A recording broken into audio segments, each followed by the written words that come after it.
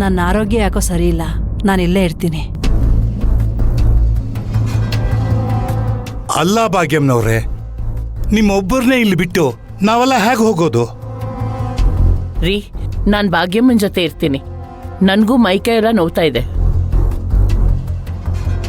ಪಟ್ಟಾಭಿಷೇಕ ನಡೆಯುವಾಗ ನೀವು ನನ್ನ ಯೋಗಕ್ಷೇಮ ನೋಡ್ಕೊಂಡು ಕೂತ್ಕೊಳ್ಳೋದಕ್ಕಾಗೋದಿಲ್ಲ. ಹೋಗ್ಬಿಟ್ಟು ಬನ್ನಿ, ಒಳ್ಳೇದಾಗ್ಲಿ.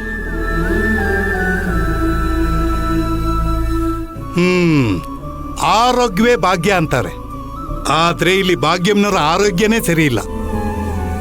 ಇನ್ನು ನನ್ನ ಭಾಗ್ಯಲಕ್ಷ್ಮಿ ಬರೋಲ್ಲ ಅಂತ ಹೇಳ್ತಿದ್ದಾಳೆ. ಪರವಾಗಿಲ್ಲ, ಹಾಗೂ ನಮ್ಮ ಮಹಾಲಕ್ಷ್ಮಿ, ನನ್ನ ಪುಟ್ಟ ಗೌರಿ, ನನ್ನ ಪುಟ್ಟ ಲಕ್ಷ್ಮಿ ಎಲ್ಲರೂ ಇದ್ದಾರೆ. ಸಾಕು, ಇವರನ್ನೇ ಕರ್ಕೊಂಡು ಹೋಗ್ತೀನಿ. ಸೂರ್ಯ, ಹೊರಡೋಣ? ಸರಿ ತಾತ. ಹಾ, ಸೂರ್ಯವಂಶದ ಸತ್ಯಮೂರ್ತಿಗಳಿಗೆ ಜೈ, ಸೂರ್ಯವರ್ಧನ್ ಅವರಿಗೆ ಜೈ.